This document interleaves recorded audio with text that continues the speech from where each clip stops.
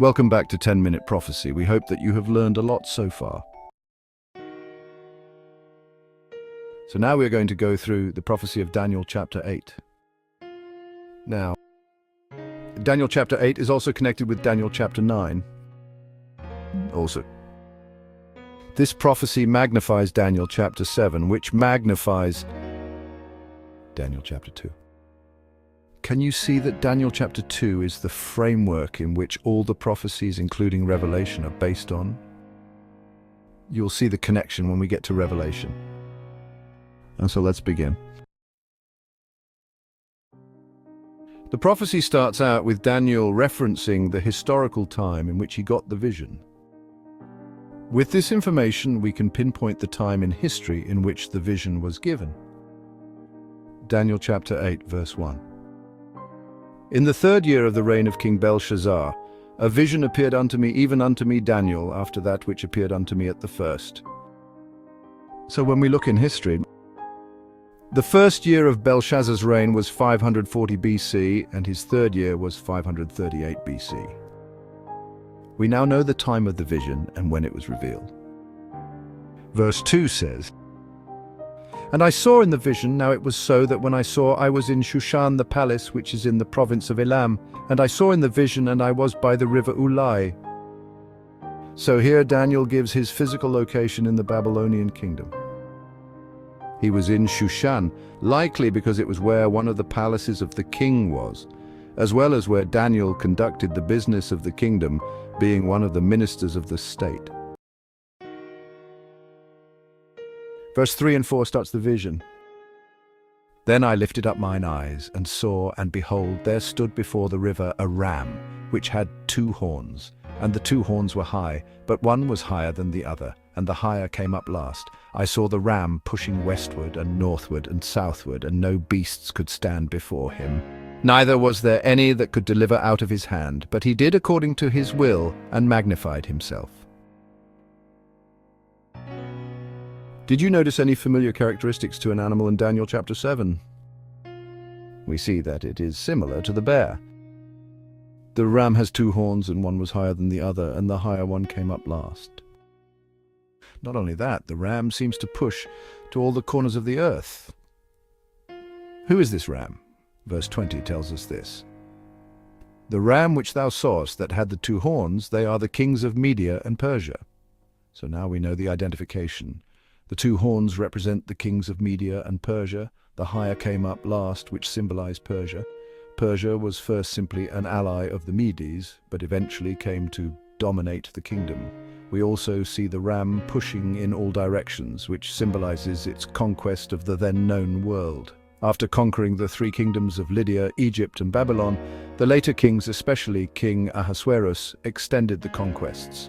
The Medo-Persian Empire in the end consisted of 127 provinces which extended from India to Ethiopia. It was considered one of the great kingdoms. The Medo-Persian Empire never exceeded Babylon in glory and wealth, and it was inferior in that respect. Medo-Persia continued the principles of Babylonian worship. Let's look at verses 5 to 7. And as I was considering, behold, a he-goat came from the west over the face of the whole earth, and touched not the ground, and the goat had a notable horn between his eyes. And he came to the ram that had the 2 horns, which I saw standing before the river, and ran upon him in the fury of his power. And I saw him come close unto the ram, and he was moved with anger against him, and smote the ram, and brake his 2 horns. And there was no power in the ram to stand before him, but he cast him down to the ground and trampled upon him, and there was none that could deliver the ram out of his hand. Who is this he-goat? Verse 21 tells us, and the rough he-goat is the king of Greece. Also notice how fitting this symbolism is to the Greek kingdom. About 200 years before Daniel, the Greek people were known as the goat's people. Also, what is interesting is that Alexander the Great's son was named Alexander Agus, or son of the goat. Let's also further study the imagery seen here. Notice the goat comes from the west. Greece lay west of Persia and attacked from that direction. Notice that the goat did not touch the ground. This denotes the speed at which the Grecian power conquered the world. This is analogous to the leopard's 4 wings in Daniel chapter 7. And the rest of verse 21 tells us this. And the great horn that is between his eyes is the first king. Who is this great horn that comes out of the Grecian Empire? It is Alexander the Great. When we look at verses 6 and 7, we find a very violent scene of the he-goat attacking and defeating the ram. If we look back in history, we find that the battles between the Greeks and the Persians were very fierce. Let's review some of the battles in history. At the battle in Phrygia, Alexander defeated the generals of Darius at the river Granicus. Then, at the passes of Issus in Cilicia, he defeated Darius and his army. Then, after Darius regrouped, he was defeated again on the plains of Arbela in Syria. This was the last battle, and Darius was killed. This was 331 BC, and with the king of Persia dead, Alexander the Great was victorious. Verse 7 shows the completeness of the defeat of Medo-Persia, with the Bible saying that the ram was cast down, and the 2 horns broken, and the body was stamped on. In history, we find that the Medo-Persian Empire was broken with its army scattered, the cities plundered, the royal city of Persepolis in ruins. By the way, Persepolis is considered one of the great capital cities of the world, and it is considered one of the wonders of the world today. Now let's look at verse 8. And the he-goat magnified himself exceedingly, and when he was strong, the great horn was broken, and instead of it there came up 4 notable horns toward the 4 winds of heaven.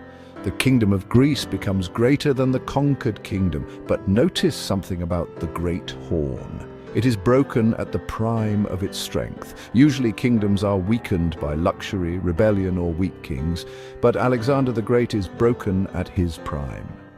Did the Bible predict that Alexander the Great would fall at his prime? Yes, if we look in history, we find that after conquering the world, he was celebrating, and he drank himself to death. After Alexander's death, the leadership in the country made Philip, his brother, king, and later they added Alexander's infant sons, Alexander, Aegus, and Hercules. Both kings, though, could not rule without help. Philip had a condition which prevented him from fully ruling, and Alexander's sons were unable to rule without help.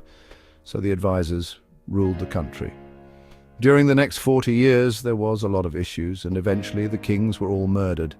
Then, the existing generals fought until 4 of the most powerful generals emerged and divided the kingdom, as the Bible says, to the 4 winds of heaven. As was discussed in Daniel chapter 7, they were Cassander, who took the west, Lysimachus, who took the north, Seleucus, who took the east, and Ptolemy, who took the south. The 4 regions known in order as discussed are Macedonia, Thrace, Syria, and Egypt. Can you see how accurately the Bible predicted the history of Medo-Persia and Greece? And as we move forward, connecting this prophecy with Daniel chapter 9, you will witness even more astonishing details and accuracy in Bible prophecy. That concludes our time together. Thank you for joining us. We hope you have enjoyed this nugget of prophecy. Join us next time as we continue our journey through Daniel chapter 8. If you have any questions or comments, please leave them below. And don't forget to like and subscribe. We look forward to seeing you again soon.